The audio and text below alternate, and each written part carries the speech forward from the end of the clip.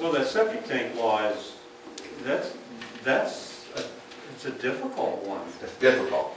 It's probably, you know, I shouldn't say stupid. From an It needs to be done, but it's sure a hardship on some of these. What's past that, Jim? I mean, environmentally, you can understand the argument. Yeah.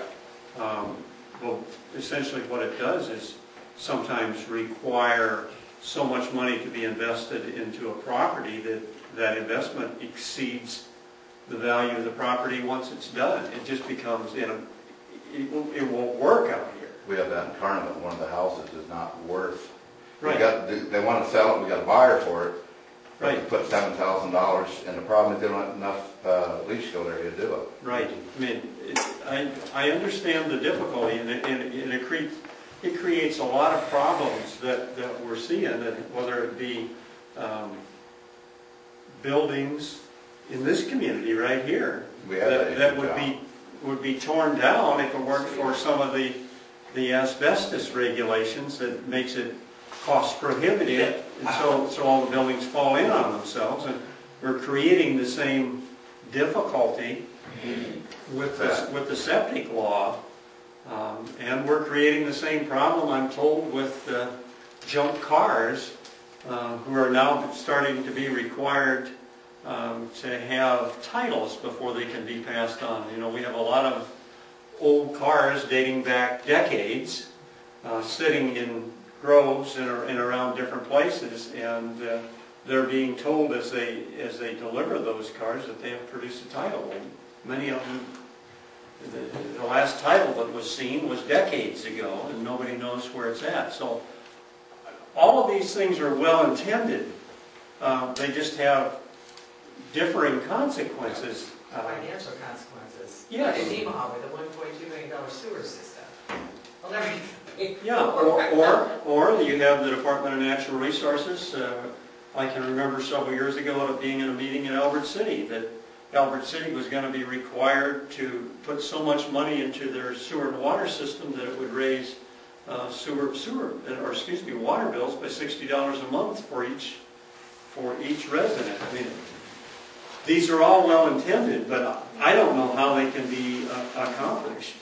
Or you have communities who put water purification systems into their towns, and then they'll bond out for it for 20 or 25 years, and then the Department of Natural Resources, about 4 or 5 or 6 years into that process, will say what you have isn't good enough. You have to change it. They need to check their policy books because they're not willing to be innovative with any creative ways to change this. Building lagoon after lagoon after lagoon isn't working. Well, or even in Sioux City, who has now put $77 million into their waste treatment plant, you know, the water treatment plant that empties back into Missouri. It meets every single criteria for the discharge that's going through, but it doesn't use a process that the Department of Natural Resources will accept. Exactly. So they don't like it, even though it meets the requirements. And I can go on and on. I'm talking about, I got called out to a cattle feeder in Carroll County who proceeded to show me the dikes and that he'd set up, and he worked with the Department of Natural Resources and spent in excess of $100,000 setting it up. And he got all done with his presentation, and I says, "Well, great, what's the problem?" He says, "They just came in and told me I had to rip it all out because they've changed their mind on what they want to do. And it's going to cost me over $100,000 to take it out."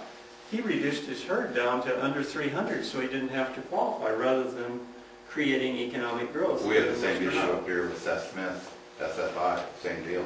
He missed all DNR requirements 3 years ago, come back, they nailed him. He's going to spend $1 million now.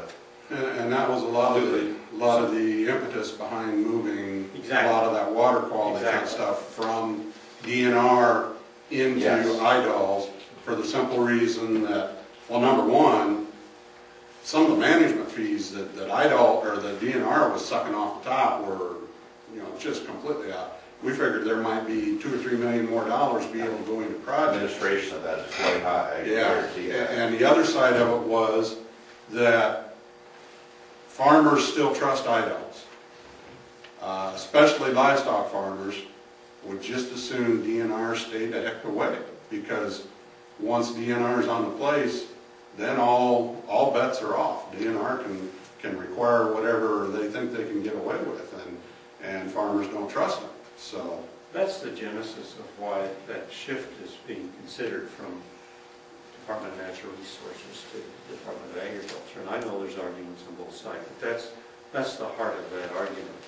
And I always tell people, and this will happen, I think, to agriculture as well.